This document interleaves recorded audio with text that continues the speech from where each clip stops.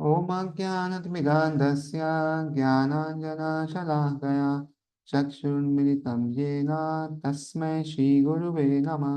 श्रीचैतन्यमनोभीष्टं स्थापितं येन भूतले स्वयं रूपः कदा मह्यं ददाति स्वपदान्तिकं।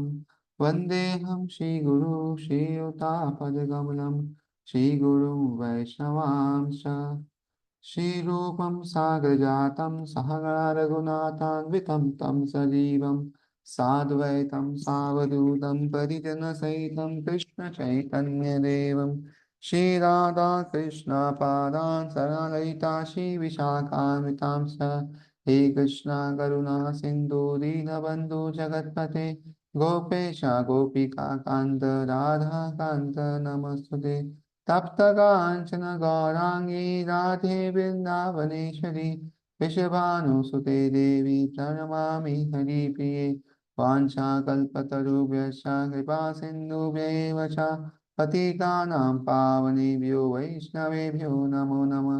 जय श्री कृष्ण चैतन्य प्रभु नित्यानंद श्री अद्वैत गदाधर श्रीवासादि गौरभक्तवृंद हरे Krishna Krishna Krishna Hare Hare Hare Ram Ram Ram Hare Hare.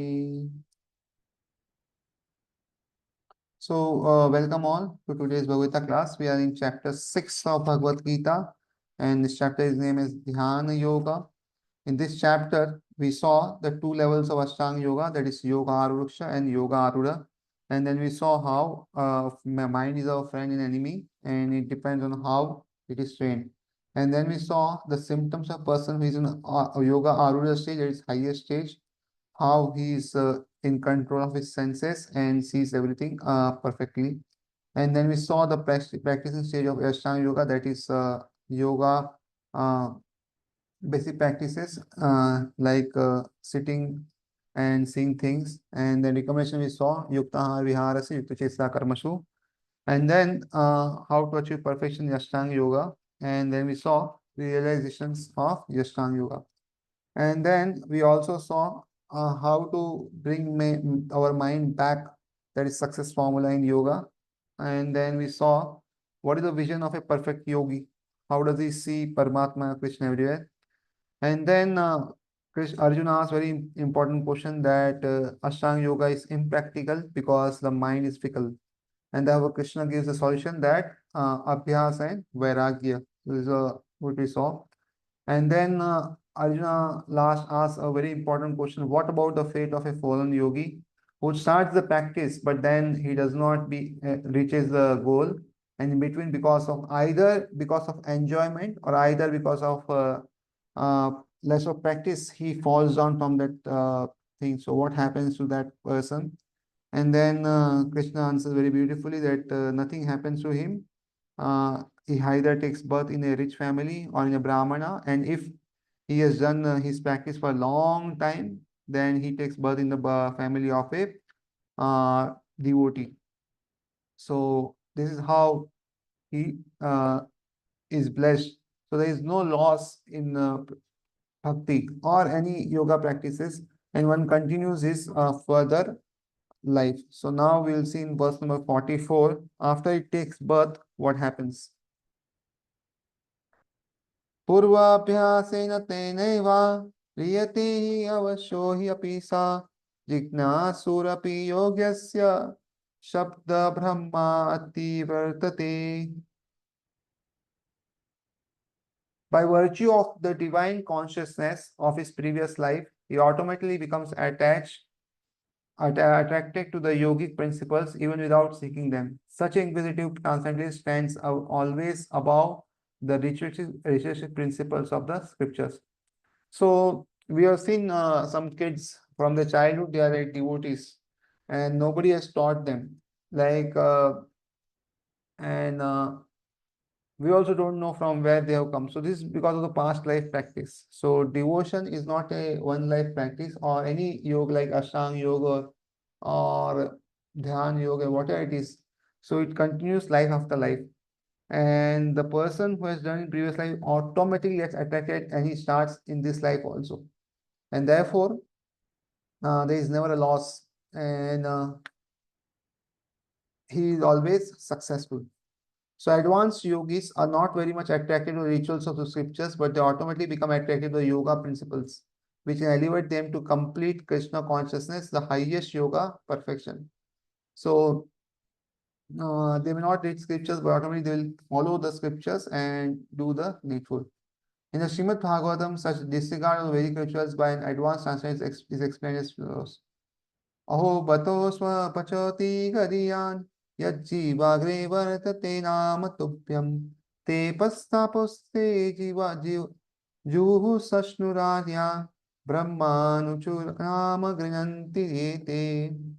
O my Lord, persons who chant the holy names of your Lordship are far, far advanced in spiritual life, even if born in the families of dog eaters.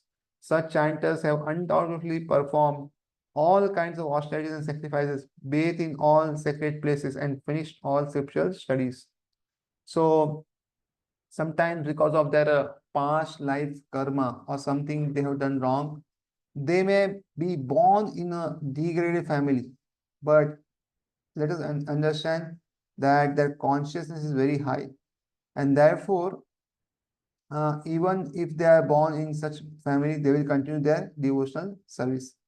And sometimes devotees are born even in animal life, but still they will practice in their devotionalism. Like we see so many uh, animals in Vrindavan, like some monkeys, dogs, or something.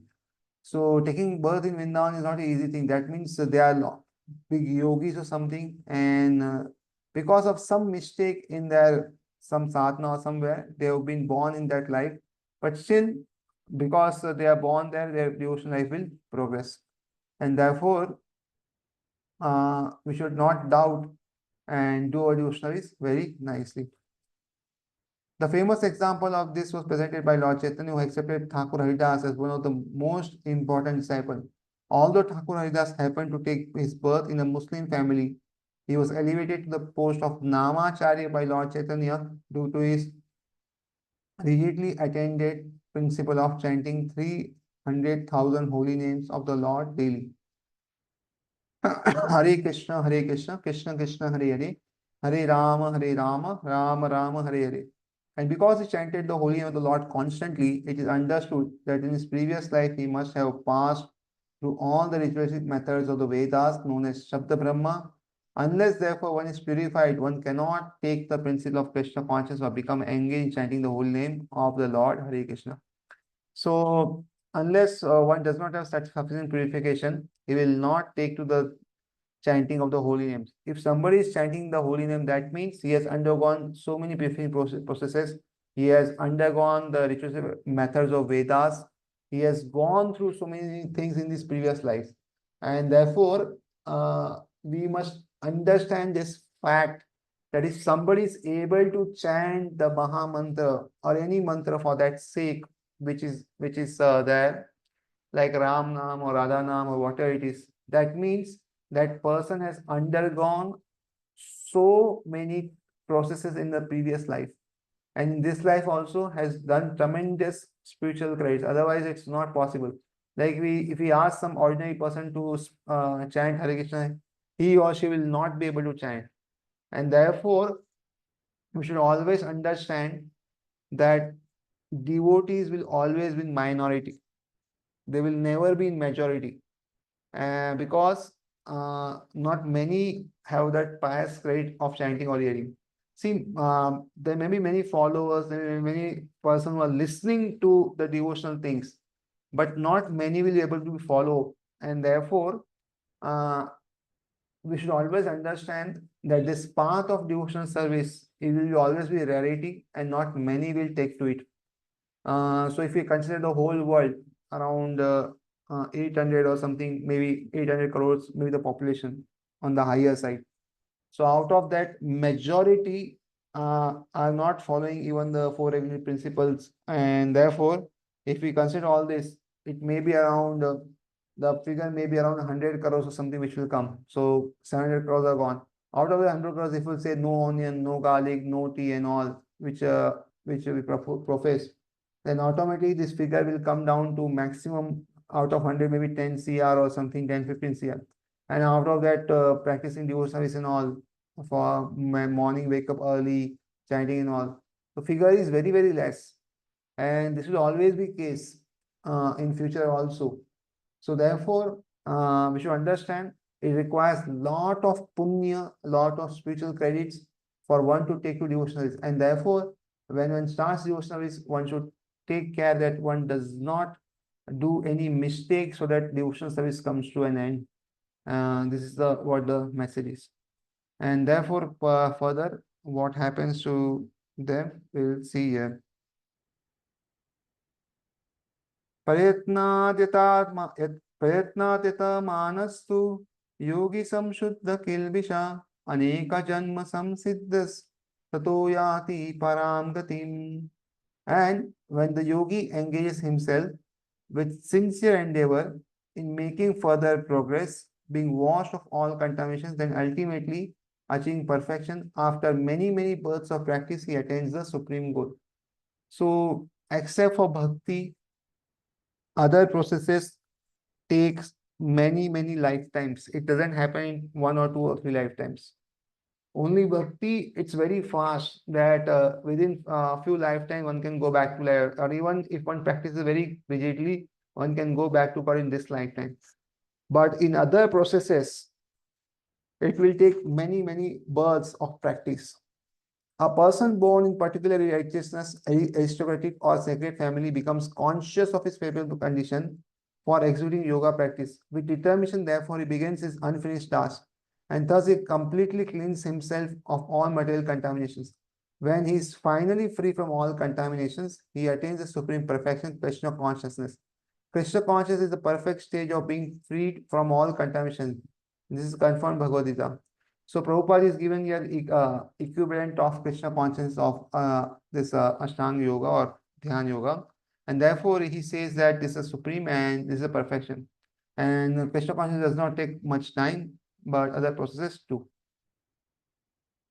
Yesham tvantagatam papam jananam punya karmanam te dvanda moha nirmukta bhajante mam niravrata. After many, many births of executing pious activities, when one is completely freed from all contaminations and from all illusory dualities, one becomes engaged in the transcendental loving service of the Lord. So this happens after many, many, many births, and therefore one should understand that when starts devotional service, even if he is moving very slowly, still it is glorious. Even if one is chanting only one round, it is glorious. Why? Because one comes to this level after many, many births, and it is not very easy to practice devotional service with so many distractions and difficulties. And therefore, we should appreciate whatever one is doing. And it will take its own time. You should have to be very patient, and how much time it take to go to back to world.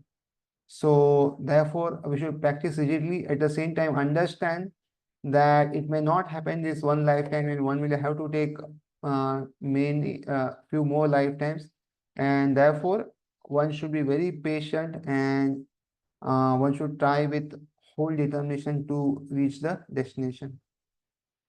And then in this 2 verse here, Krishna says how Bhakti Yoga is the best, and he's the best yogi. Bhakti Yogi is the best yogi. So let's recite verse number 46.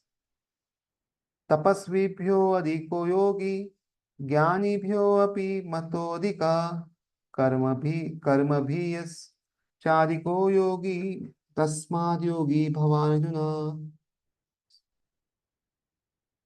A yogi is greater than an ascetic, greater than empiricist, and greater than fruitive worker. Therefore, Arjuna, in all circumstances, be a yogi. So, such a yogi means to connect with Lord, and therefore is better than a ascetic who is in tapasya and fruitive worker also. And therefore, Krishna is advising that be a yogi. When we speak of yoga, we refer to linking our consciousness with supreme absolute truth.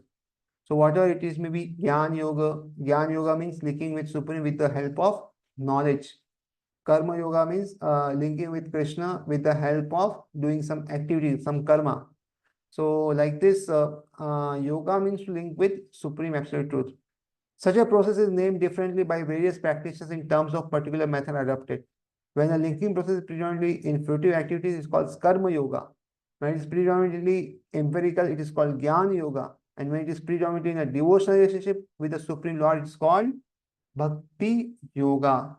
Bhakti yoga or Krishna consciousness is the ultimate perfection of all yogas, as will be explained in the next verse. The Lord is confirmed here in the superiority of the yoga, but he has not mentioned that it is better than Bhakti yoga. Bhakti yoga is full spiritual knowledge and therefore nothing can excel it.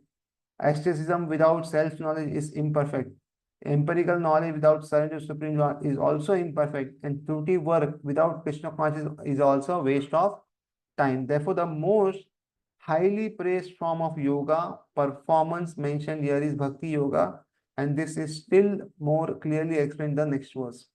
So, if a Jnani is there or a fruity work is there, anybody is there, if there is no yoga, if there is no connection to Supreme Lord, he will not get his result.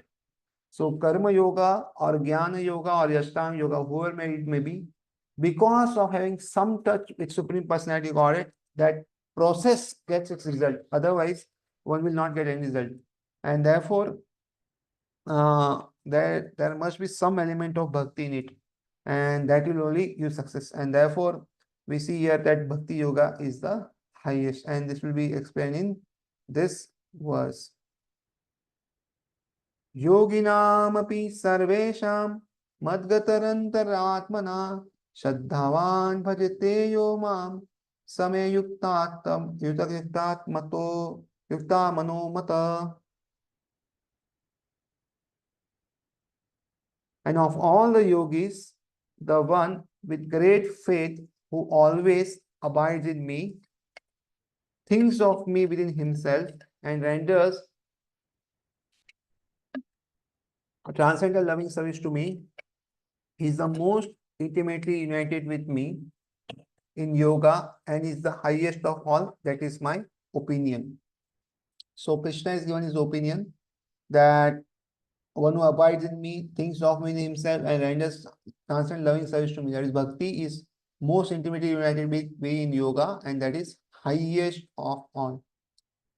The word bhajate is significant here. Bhajate has its root word in the word bhaj, which is used when there is need of service. The English word worship cannot be used in the same sense as bhaja.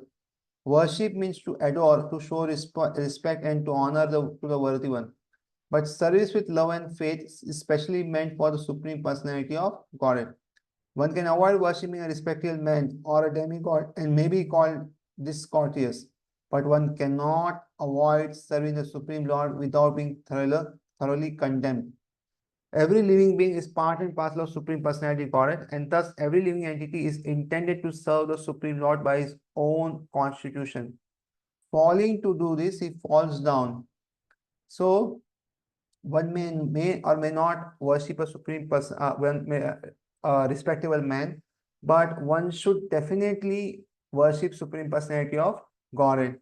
And that is the constitution, that is Jivira Sarup Hoy, Krishnera Nitya Das. So Bhagavatam confirms this follows: Yesham Purusham Sakshat Atma Prabhavam Ishwaram Na Bhajati Avajanati Sthanat Prashta Patanti Yata. Anyone who does not render service and neglects his duty unto the primary Lord, who is the source of all living entities, will certainly fall down from his constitutional position. So such a person will not be able to stay in his own position. In this word also, the word bhajanti is used. Therefore, bhajanti is applicable to the Supreme Lord only, whereas the word worship can be used and can be applied to demigods or also in some other common living entity. So, worship can be used to for any person, but bhajanti or devotional service can only be used for Supreme Personality of Godhead. The word avajananti used in this verse of Srimad Bhagavatam is also found in the Bhagavad Gita. Avajananti ma muda. Only the fools and rascals deride the Supreme Personality Godhead Lord Krishna. Such fools take it upon themselves to write commentaries on the Bhagavad Gita without an attitude of service to the Lord. So this is very much important. Attitude of service to the Lord is much important. See, without attitude of service, one cannot grow in devotional service. So the fundamental principle of devotional service is we are servant of Lord. So if that is not there, there is no bhakti. One will never be able to achieve the supreme goal. And therefore, uh, devotees means one who is a servant. And that is the qualification. And therefore, we see whenever initiation there, it is like Das is the main word, which Maharaj says that Das is the main word. Whatever name may be, he is the Das, servant, servant and servant. Till the time one does not have that mentality that I am a servant of servant, one will not progress in devotional service. One may do any service. One may be a guru, one may be a preacher, one may be a teacher, one may do kitchen services, one may cook, one may do whatever service in devotional is it may be. But the underlying principle is one is a servant, and in that mood of service to others, one is doing that service. If that mood is not there, that means he will not progress in devotional service. And therefore, without an attitude of service to Lord, nothing is successful. Consequently, they cannot properly distinguish between the word bhajanti and the word worship. The culmination of all kinds of yoga practices lies in bhakti yoga. All other yogas are but means to come to the point of bhakti in bhakti yoga. Yoga actually means bhakti yoga. All other yogas are progressions toward the destination of bhakti yoga. From the beginning of karma yoga to the end of bhakti yoga is a long way of self-realization. So this all processes takes long time, and it is not a lifetime's job. It is so many lifetimes and lifetimes job to reach to a destination of going back to Godhead. From the beginning of Karma Yoga to the end of Bhakti Yoga is a very long way of self-realization. Karma Yoga without fruitive results is the beginning of this path. So Karma Kand means do work with some fruitive results. Karma Yoga means without fruitive results we do the work. When Karma Yoga increases in knowledge and realization, the stage is called Jnana Yoga. And when Jnana Yoga increases in meditation on the super soul by different physical processes, uh, and the mind is on him, it's called Ashtanga Yoga. And when one surpasses Ashtanga Yoga and comes to the point of Supreme Personality of Godhead Krishna, it is called Bhakti Yoga, the culmination. So all this Karma Yoga, then Jnana Yoga and Ashtanga Yoga are all the middle processes. And finally, when one reaches Bhakti Yoga, it is the perfection of Krishna consciousness, or is perfection of life. Factually, Bhakti Yoga is the ultimate goal, but to analyze Bhakti Yoga minutely, one has to understand these other yogas. The yogi who is progressive is therefore on the true path of eternal good fortune. One who sticks to a particular point and does not make further progress is called by that particular name, Karma Yogi, Jnana Yogi, or Dhyan Yogi, Raja Yogi, Hatha Yogi, etc. But if one is fortunate enough to come to the point of Bhakti Yoga, it is to be understood that he has surpassed all other yogas. Therefore, one who is doing Bhakti, we should understand that he has amassed lots and lots of credit in his previous life. And he has done everything which is glorified in the world today. He has done lot of charity, he has done lot of tapasya, he has done all the sacrifices, and everything has been done if he is chanting and moving towards Krishna. Therefore, to become Krishna consciousness is the highest stage of yoga. As when we speak of Himalayan, we refer to the world's highest mountains, of which the highest peak, Mount Everest, is considered to be the culmination. So in the mountains, Himalaya is considered to highest, and in that also Mount Everest. It is by the great fortune that one comes to Krishna consciousness on the path of Bhakti Yoga to become well situated according to the Vedic direction. The ideal yogi concentrates the attention of Krishna, who is called Shama Sundara, who is as beautifully colored as a cloud, whose lotus-like face is as effulgent as the sun, whose dress is brilliant with jewels, and whose body is flower garlanded. Illuminating all sides is his glorious luster, which is called the Brahma Jyoti. So Brahma Jyoti is the light coming from the Supreme Personality of Godhead. That is called Anga Kanti. That is called Brahmajyoti. He incarnates in different forms such as Rama, Narasimha, Varaha, and Krishna, the Supreme Personality of Godhead. And he descends in like the human being as a son of Mother Yashoda. And he is known as Krishna, Govinda, and Vasudeva. He is the perfect child, husband, friend, and master. And he is full with all opulences and transcendental qualities. If one remains fully conscious of this feature of the Lord, he is called the highest yogi. So we should remember about Krishna. Knowing Krishna means knowing his qualities, knowing his rupa, guna, lila, and naam and everything. So that is called as knowing everything about Krishna. So we should know as far as our intelligence go about Krishna. Therefore, if our sambandha is very strong, sambandha knowledge means knowing about Krishna, knowing about bhakti, knowing about ourselves, knowing about Maya Devi. See, all knowledge we should have if we want to progress faster. If our abhidheya has to be strong. Abhidheya means the process of devotion like chanting, hearing, and all. Sambandh, abhidheya, and then provision is the ultimate goal.